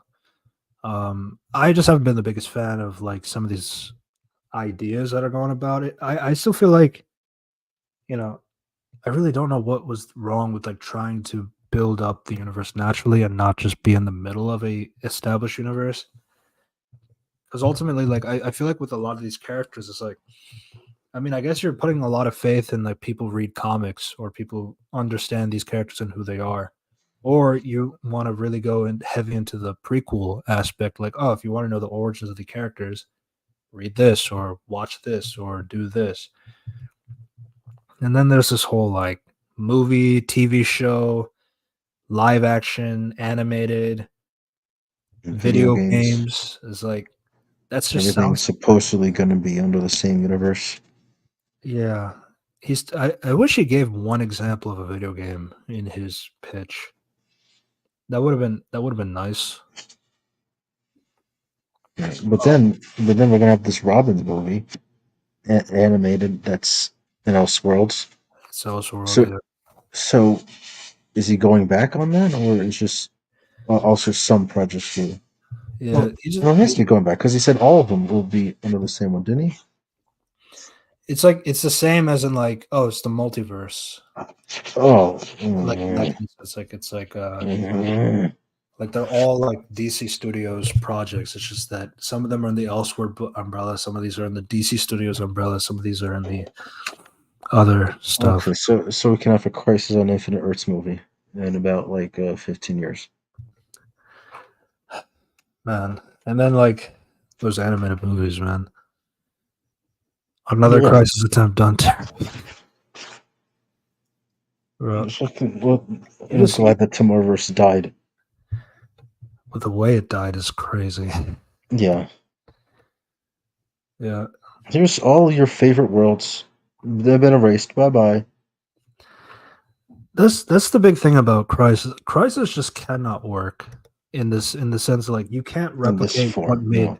what made Crisis work in the comics is because of like all the decades of stories told and all that stuff, and that you can like kind of like go through it, and obviously like you can do that to a degree with like, oh, let's treat this universe as like its own universe, like this old Batman show has its own universe, 1966, and let's treat this Nick Cage Superman as its own universe. You know, like like how the Flash did it. So Hmm. there was a crisis in that film. I mean, both ways. Yeah. Yeah, crisis is just not really like it's not like something you could do like Infinity War or like Endgame in that sense. I don't think crisis is like that type of story. I mean, people talk about Dark Side Wars, which I think people just trying to pick and choose, try to make it as similar to the MCU as possible. Even though that's not really how DC operates, I would say. Shouldn't be. It shouldn't be, yeah. But yeah, I mean, that's basically it. I mean, I've said a lot about my personal opinions about the state of DC. Uh, Obviously, I'm gonna keep an eye on it. Uh, I just haven't been super excited about a lot of the stuff announced. Um, I still feel like with Lanterns, it's just like I really don't think True Detective is a good show to base this type of characters around. Like, I get it, they're space cops, but like they're not like that kind of space cops. Like they're not those kinds of cops like that would benefit to something Yeah, like yeah, that's more like Men in Black. yeah, it is more like Men in Black. But even then, it's like I don't know, John and Haller, they definitely spend a lot more time in space than they do on Earth Hmm. usually. So I don't really see like why this was the idea. Like I think like if you do Earth based, I feel like Simon Baz and Jessica Cruz would make more sense if they were going to pick lanterns in space on Earth. But like even that's like it's kind of disappointing too because like they're Green Lanterns and we haven't really done anything with the Green Lanterns because Ryan Reynolds has like completely tarnished the name of the Lanterns, and he keeps doing it as Yeah. recently as last year. I mean last week. So yeah, it's a joke that he won't let go. That wasn't even funny to It's joke hurting about. the character. Yeah, yeah, and Like like up to. I don't know. I think this whole thing with like Hal Jordan in general is like, I mean, oh, it's like it's gonna be Parallax. Don't you know about the comics, bro? It's like, yeah, like Parallax was infecting his psyche that made him older and Silence, comic fan. Guy who Googled Hal Jordan Parallax is talking. uh, that's a great meme. I'm not gonna lie. Yeah. Oh man, DC is really interesting, man. And then people, and then the yeah, it's also interesting too. Like now it's like we're in the day of social media, so everything gets like reacted to, even like fake scoops. So I do find that kind of wild though. It's like, wow, now we know this part of the casting process has happened. Now the actors are going to go through like testing chemistry with Kyle Chandler. Uh, and all that stuff. It's like, wow, we just like know this information now via Twitter. Like, It's just well, it's kind of crazy to me. I don't know how accurate they want to make um, John Stewart to the DCU version. He better stay away from Isabel Merced. Yes, yeah, and people have not realized that Kendris is not Shira Hall, but we'll have to wait and see on that. Yeah, but I agree. Hmm. Uh, Man, I just don't. Like, how are they gonna do Vixen? That's what I'm curious about. Vixen, you said? Yes, I if you remember CW Vixen, uh she's definitely not yeah, dark. there were two of them, I remember. There were two of them, and I don't think either of them were dark skin. If I'm No. not mistaken. Uh, Halle Berry Storm is like the obvious one.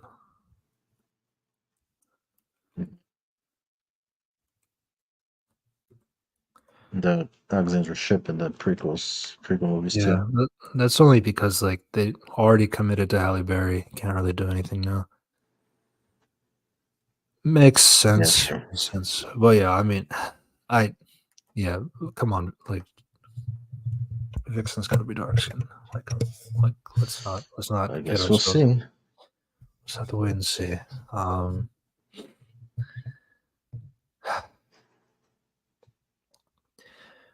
um, yeah. So this is more discussion of. It's kind of hard to like further the conversation about Superman and Lois in particular because like I don't think that the plots are like complex or anything like that to require too much discussion. It is kind Hmm. of also because like you have to kind of factor in like what has it been building up from season one to now.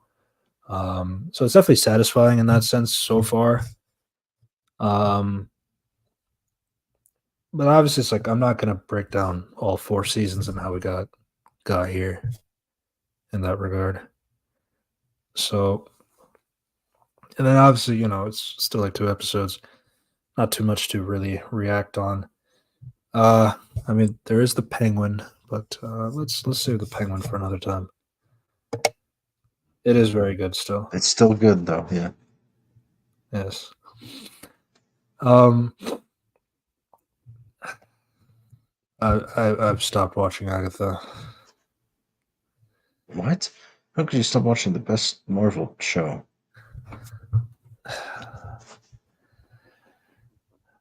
Oh my god, they revealed that Teen is actually Wiccan. Who could have Whoa! who could have seen that coming? What a crazy twist.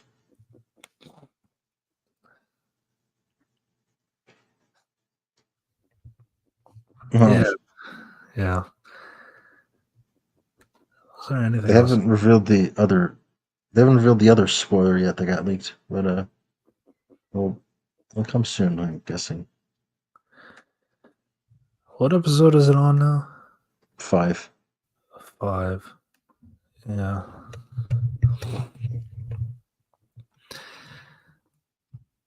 So I don't really get how it happened.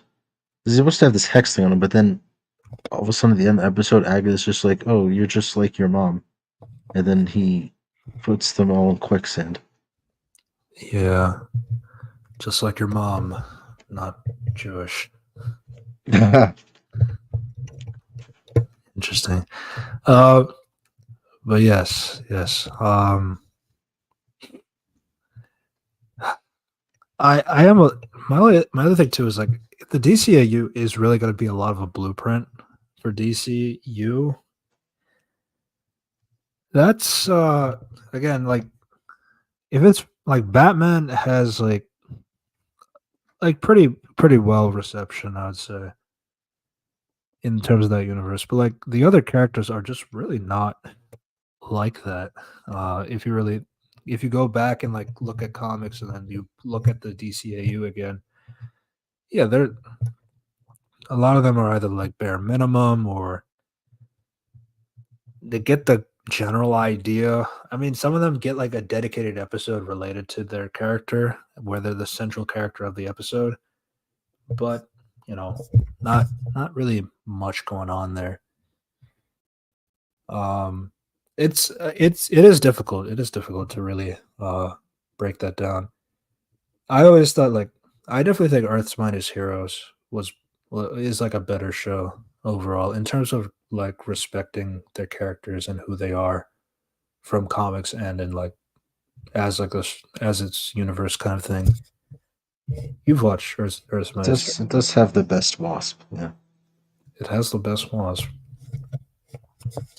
It's unfortunate that it canceled. And Yeah, then, because it's fucking brand synergy. You gotta put out Avengers Assemble. God, all these like things like really tarnishing the Inhumans. But like, there's plenty of other bad stuff about it too. To be fair, They got hated there. yeah, yeah. So we got another 20 minutes. Let's see if we can milk it further. Um, anything else from DC? I know Absolute Batman just came out. Oh yeah, I haven't read it yet, but I've seen people have liked it. I've seen a lot of people say they like it. I know, like one thing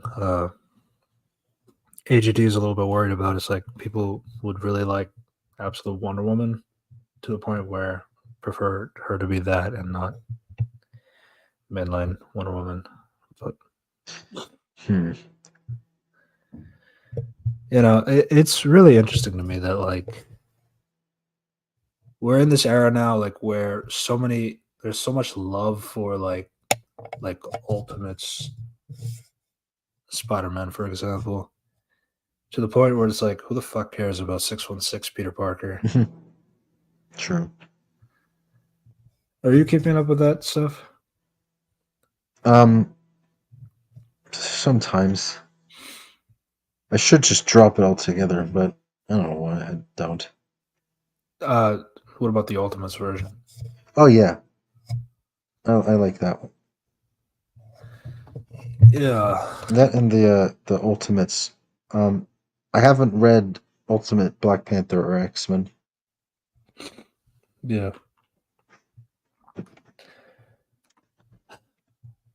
I think like what I heard about the absolute version of DC is like it's actually in an image like that Dark Side imagines Yeah. for that particular universe. But like it's interesting that like the characters are still like heroic despite Hmm. under the guise of a villain. I guess like Ultimates kind of has that for Marvel, like it's under the guise of the The Maker. Maker. Yeah. I don't.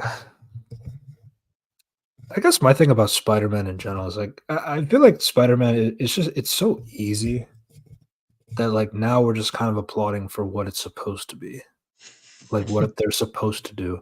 Oh my god, him and MJ are together. Let's clap. That's like the bare minimum now.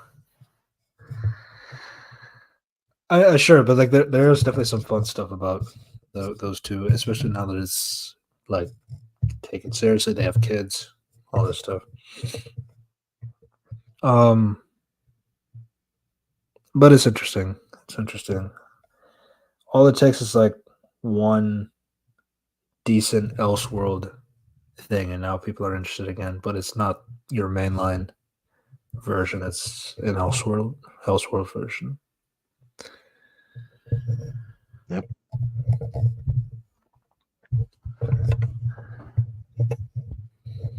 Uh, Is Ultimate is the new Ultimate Black Panther to T'Challa? um, Because with the treatment he's been having, I wonder that if is a it's him. that is a good question. Ultimate Black Panther. I see that he had like connections with Moon Knight. Hmm. Let me see. That's actually pretty interesting.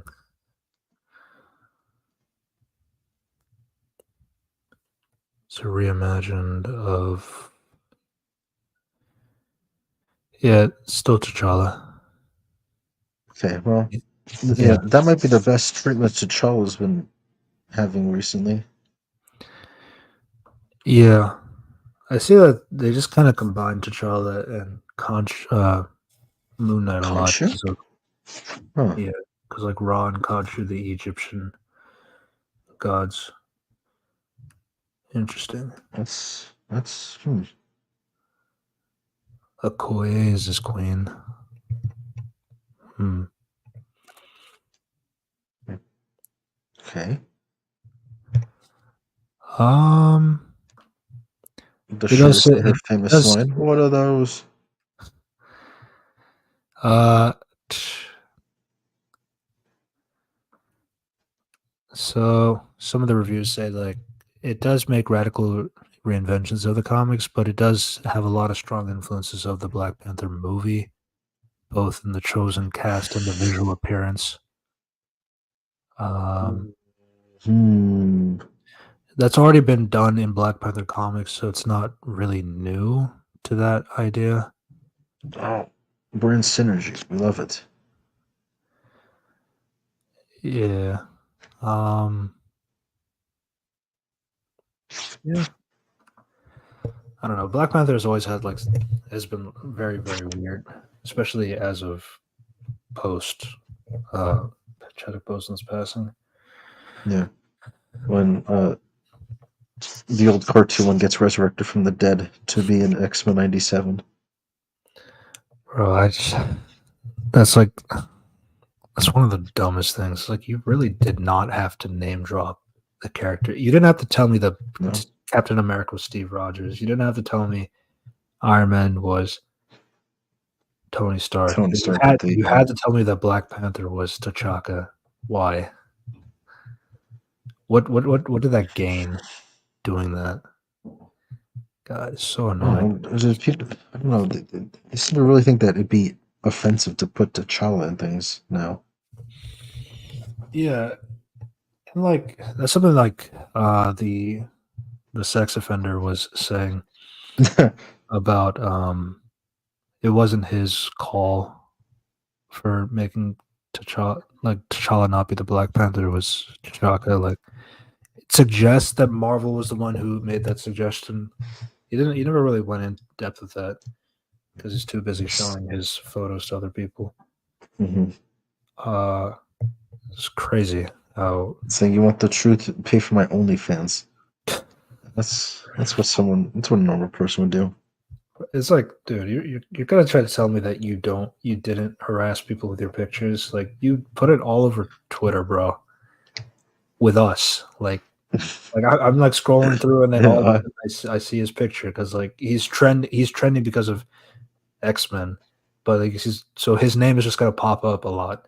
So then you get like you're scrolling, then you just get hit with like that kind of photo. It's really annoying. It's like Russian roulette. Uh and then, I don't know how season 2 is gonna go. I'm not I mean, I haven't really kept it a secret. I did not like X-Men 97. Um my opinion of it has gone down. yeah. I really liked it when it came out, but then it's like, wait, I don't know about this. This, Then it keeps adding the list. yeah, Um, but hey, I mean, Cyclops is cool again, so that's it. that is the thing, at least, yeah. And we had the short but sweet time of the Goblin Queen. She will be missed. God, like, dude, that should be an entire season, man. Like, that's kind of this is the big issue about like the big issue about the show is like it wants to be like the previous show used to be episodic in terms of its arcs and like in terms of its stuff. Sometimes it spans over 2 to 3 parts, but it's relatively Four in like the case of the Phoenix Saga. yes. So there's generally like a thing that can keep things contained in its own story, but it's still like relatively cohesive in that sense. But when it comes to 97, they obviously wanted to be more mainline, where they streamlined in terms of like this. It's one story throughout all episodes, and that could be fine. But then it's like, but you still treat it like the episodic show of the '92 era, where like you want to do the Goblin Queen arc, but you also want to do Age of Apocalypse. You want to do like this, Magneto. like where Magneto's in charge of the X-Men. You want to include Rogue and Magneto for some fucking reason. Ugh. God, there's a reason why that was at Elseworld, not mainline, because I would assassinate her character if it was mainline Rogue. But yeah, that's just But yeah, there's so many issues on that front. I'm like very worried about what the direction is, because like now they go blast into like different time zones, and like now Rogue has to be with Magneto again when everybody's separated this time. I mean, at least Cyclops and Jean are together. But Rogue and Magneto, that's red flags. But yeah, and I guess I could kind of talk about a little bit about my thoughts on X-Men. I know like there's been like a lot of like, what would you want to do if you put the X-Men in the MCU? I would say you have to reboot the universe. The X-Men are just too important for who they are and what they mean to Marvel Comics, that like I don't think there's any feasible way that you can introduce mutants into the Earth and like people would be fine with that. Because like the whole premise of mutants in general is that they're born with those powers, the homo superior, compared to everybody else. So it's like, that's kind of like the point. So, and I know like people are talking about, oh, why don't you just make the blip where everybody who came back, they're mutants now? I wouldn't like that. I don't That's think that makes weird. sense. Like 50% of the Why planet being would people? is crazy. Yeah. Mm-hmm. Yeah. Yeah. I was just adding more. Like, I find that very weird. Like, like people coming back, it changed their genes. For some reason, I don't know. Remember that I theory think that that'd be like, weird. 50%. remember that theory that like it was cancer that she got like that Jane Foster got cancer because of the blip. That Like was like that was a thing. that was originally a rumor that people thought was real. And it was like, dude, if you're gonna say she got cancer because of the blip, 50% of the world getting cancer is crazy. That would be, yeah. Oh no, thankfully they didn't say that. The It's cancer's just yeah. normal. You don't have to explain cancer, bro. Like I don't. Spider-Man, the cancer arc. Oh my god. It's really funny. Mr. Stark, I would feel so good. Yeah. But yeah, if I've also seen people say like, oh, like why don't like I hope the next X-Men team has like it starts off with like Rogue and Gambit on the team and all that stuff. I get why, but like at the same time, Gambit and Rogue are very interesting characters because they used to be bad guys and then they became good guys down the line. And I feel like just putting them on the team because you like them is cool, but I feel like the cool part is seeing how do they redeem themselves from being bad guys. Like Gambit was a part of the Thieves Guild. Rogue used to be a part of the Brotherhood, along with her mother. Yeah, you'd get to see her join Captain Marvel. People would like that. Yes. Yeah, it's just like, and then I've also seen like, oh, like I really wanted to focus on the OG5. That's not gonna happen. I would like that too, but realistically I don't see that happening. Like Beast, Iceman, Angel, Jean, And Cyclops. Cyclops, yeah. And then Xavier. Weirdo Xavier. Yeah, I actually love Jean. Huh? Yes. And then I can't wait for Jean to tell Iceman that he's gay. You can't be Oh bi. no. You have to be gay. No. Don't do that. Don't bring that in. Oh my god. Um, yeah. So, but yeah, I don't really see that happening. I think the I think that I think the '80s era is just way too popular. Um, the ones that include Wolverine and Storm and Rogue and uh, With the yeah, 80s or the 90s era? I think it was late '80s, early '90s, around that time. Yeah, I think so. Yeah. Um, it's like, but the other thing too is like the mutants in general is like they all have like interesting stories to them. That is kind of it's really hard to figure out how to like really balance a cinematic universe and like try to pay respect to like some of these characters with such big histories.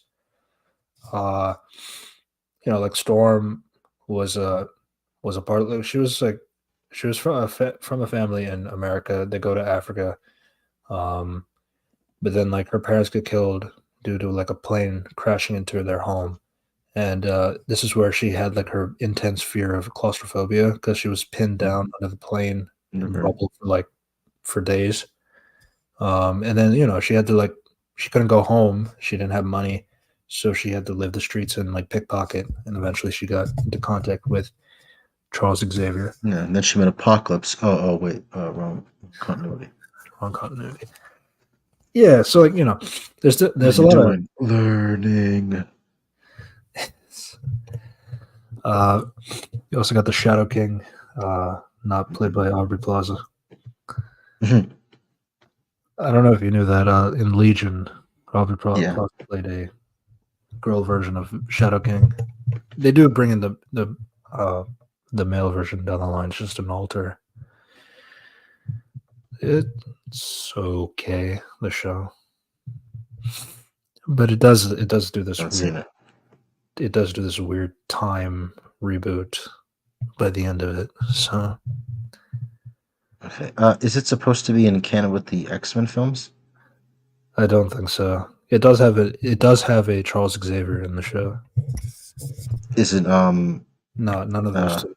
Not those two. okay. Uh I know like for the Gifted, the one how Unity talks about Emma Dumont's Polaris all the time. Mhm. Um that one they say that it's because of like how Days of Future Past like kind of altered the timeline. So that was like the Gifted's way of saying, okay, it's set in that altered timeline. That's kind of like the extent that they go with that. Okay. Yeah. But the X-Men universe overall is kind of like inconsistent with itself, even including Oh Logan. yeah. And now Deadpool and Wolverine brings Logan into it, which doesn't help it actually. Um, yeah, it's a weird franchise overall. Um, but yeah, I do see like like with mutants, I always find it like kind of difficult to figure out how you can like really balance like all those characters, and then like you also have like other Marvel characters, the Avengers, the Inhumans. You have Cosmic Marvel. You got plenty of like factions that you can like focus on. Um, and obviously that just takes a lot of planning too. Um, but it's always interesting that kind of discussion. I find. Um, I will say like DC does have like James Gunn, and James Gunn is like a comic guy, but I still like am not fully on board yet. I still have to see what is going to happen with his DCU to at least get some concrete thoughts. I'm just like, for Green Lanterns in particular, I haven't had any confidence because, like, out of all the uh, projects, he doesn't talk about Green Lantern comics that he'd recommend for understanding the show or anything. Then you have Tom King is the writer. You know, I don't even know what the hell willpower is. Do you? Yeah. Yeah. And, you also got the worst season writer of True Detective, season 4. Then you also got the Watchmen writer, the TV show Watchmen writer. So another bad writer. Yeah, Great signs. yeah, it's like going 0 for 20 is kind of crazy.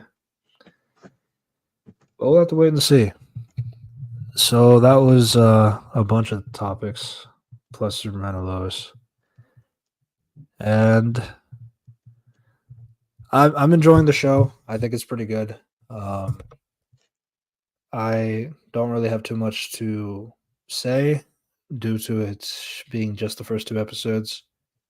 But we know this is going to be the last season of Superman Lois, so I can also feel a bit like hopefully it just sticks the landing.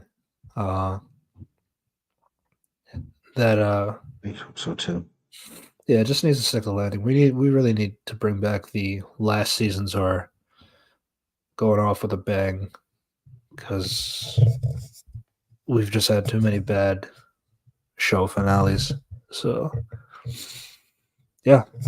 So Fingers thanks crossed. again, Operation, for being a guest here.